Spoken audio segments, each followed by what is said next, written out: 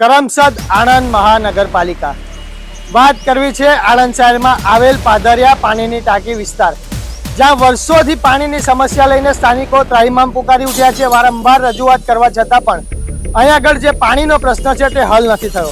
સીધી જ વાત કરવી છે અહીંના સ્થાનિકો સાથે। જી બેન, આપનું નામ?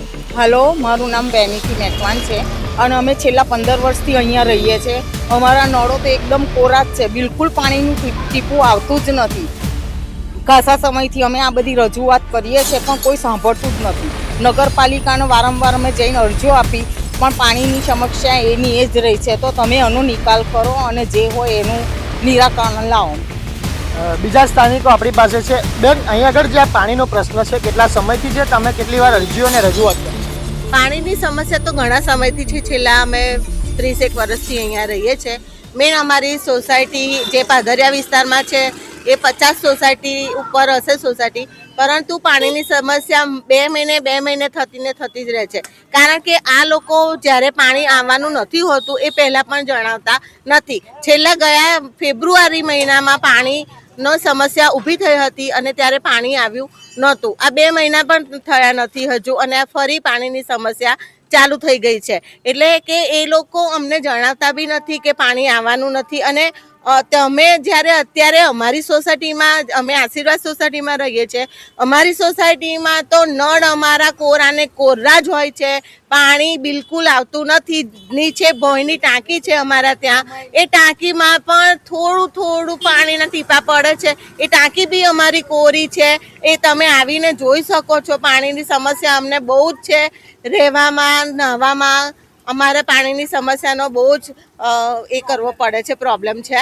તો એના માટે કંઈક નિરાકરણ થાય એવું અમે ઈચ્છીએ છીએ ને એના માટે અમે અરજી પણ આપેલી છે, પણ આ લોકો કંઈ ધ્યાનમાં લેતા નથી। વર્ષોથી કહી શકાય કે જે નગરપાલિકા હતી પછી જ્યારે કરમસદ આણંદ મહાનગરપાલિકા બની, પ્રશ્ન ત્યાંનો ત્યાં જ રહ્યો છે, ઠેરનો ઠેર પ્રશ્ન રહ્યો છે। બીજા સ્થાનિક છે, વડીલ, તમને એક વસ્તુ પૂછવા માંગીશ કે જે પાણીનો પ્રશ્ન છે શાના કારણે ઊભો થાય છે? મોટરના કારણે કે પછી વ્યવસ્થાના કારણે પ્રશ્ન ઊભો થયો છે? પાણી તો મોટરના કારણે જ થાય છે।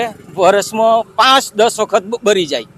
જ્યારે તે કંઈ મોટર બરી ગઈ, આ થયું પેલું થયું, જ્યારે બી મોટર બરી જાય તો 3 દિવસ પાણી નથી આવતું। અને અમારું જે એરિયામાં રહું છું, સેન્ટ જેસ હાઈસ્કૂલની આગળ પ્રેસની સામે, ત્યાં તો પાણી પણ નથી આવતું।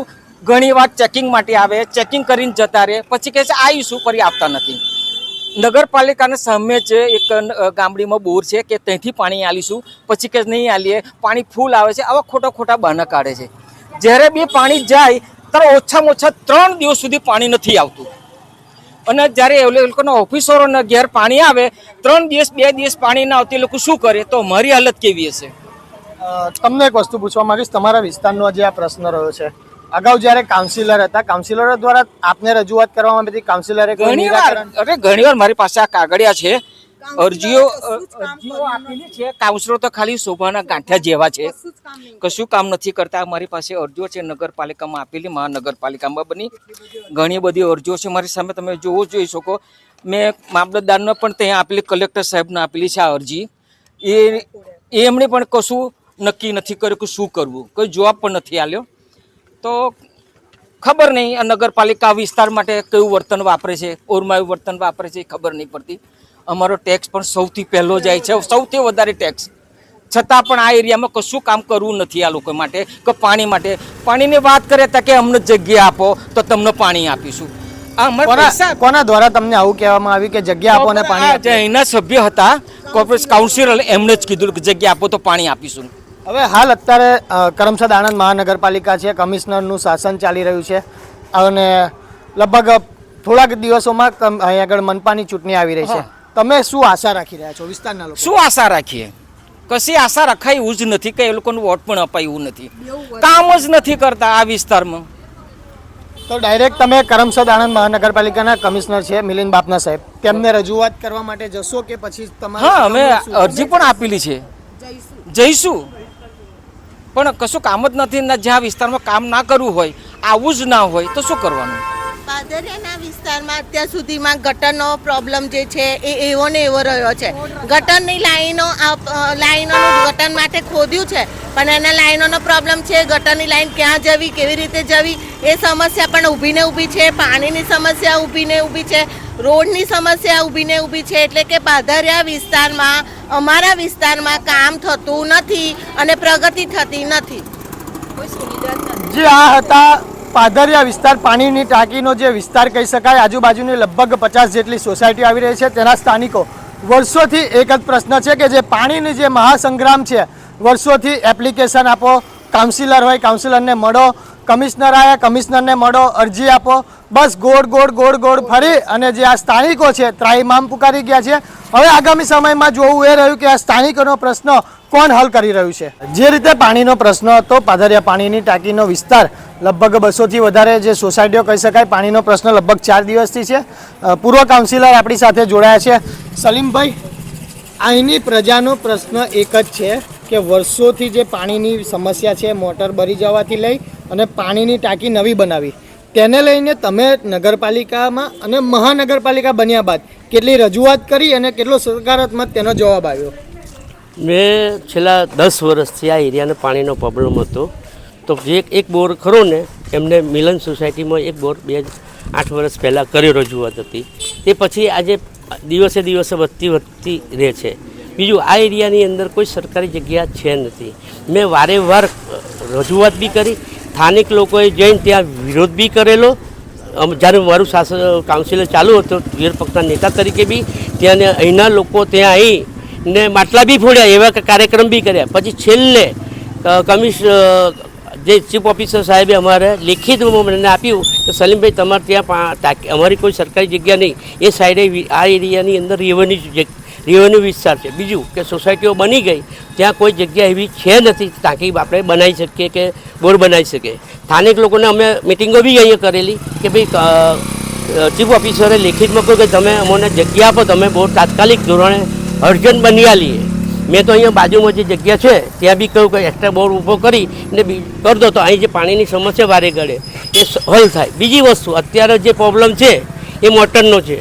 2-3 દિવસ પહેલાં મોટર બગડી કે કાલે એમણે રિપેર બી સાંજે કરી, પણ ચાલુ બી કર્યું, પણ અત્યારે પાછો એ પ્રોબ્લેમ થયો છે. એના લીધે આ વિસ્તારમાં પાણી ગયું. બીજું કે મને અહીંયા આ લોકો પબ્લિક અહીંયા આવી, મને મારા પર ફોન આવ્યા કે પાણી પાછું મોટર બંધ થઈ ગઈ. એટલે હું અહીંયા આવ્યો છું તપાસ કરવા માટે, ભાઈ શું થયું. સલીમભાઈ, એક વસ્તુ તમને પૂછવા માંગીશ કે તમારા દ્વારા જણાવવામાં આવ્યું કે અગાઉ જે ચીફ ઓફિસર હતા તેમને જે જગ્યાનો પ્રશ્ન લાવ્યા.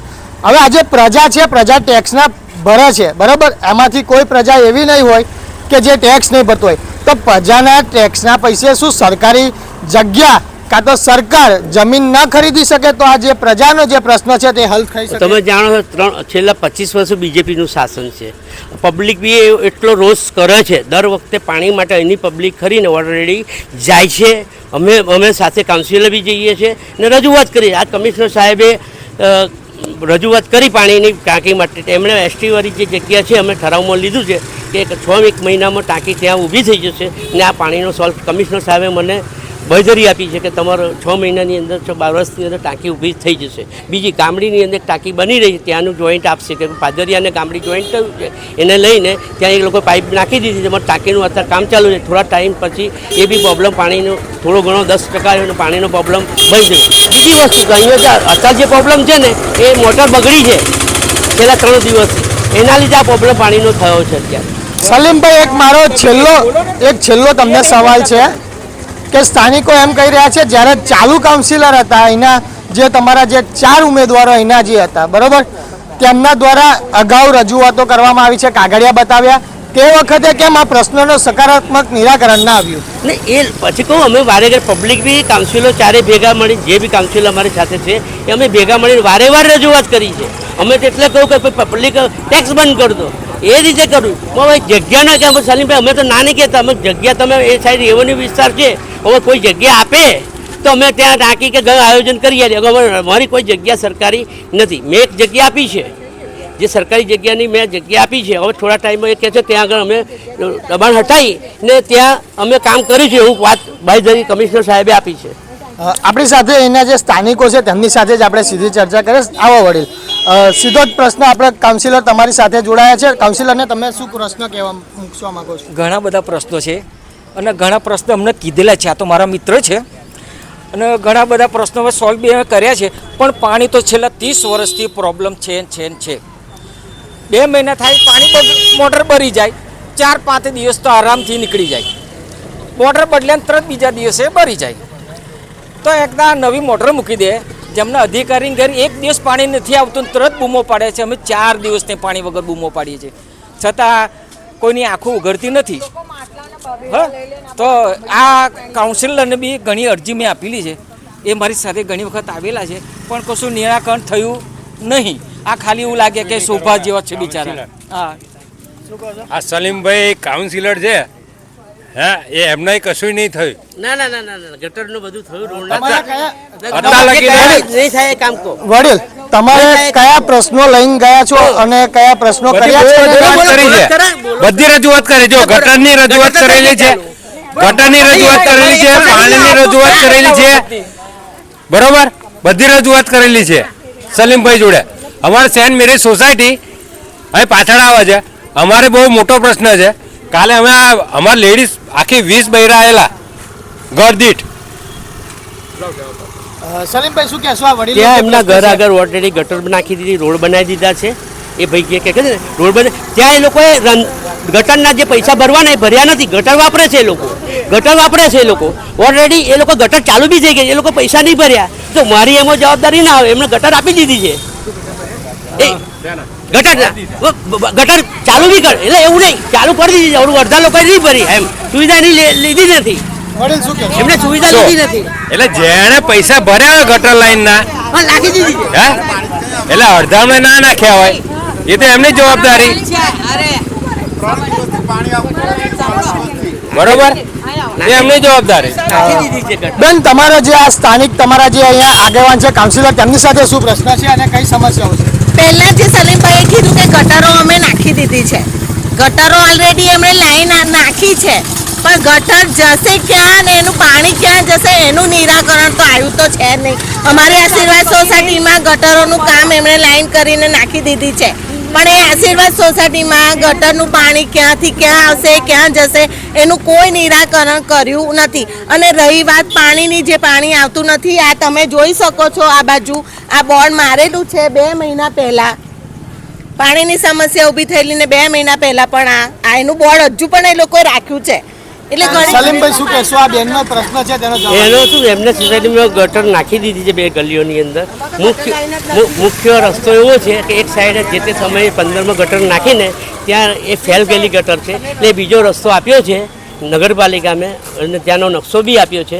એને રસ્તો થોડા સમયમાં એમણે કહ્યું છે, બાંયધરી આપી છે, થોડા સમયે રસ્તો કાઢી ને એમની મેં તે ગટર થોડા સમયમાં નાખી દે. કમિશનર સાહેબ બી મને આશ્વાસન કે સલીમભાઈ એ કામ થઈ જશે તમારું વહેલી તકે. અત્યારે જે મજૂરો ખરા કામ થોડું ચાલુ છે ગટરનું, હોરી પર ગયા છે, એટલે એનું કામ અધૂરું છે, એટલે પૂરું થોડા સમયમાં થઈ જશે.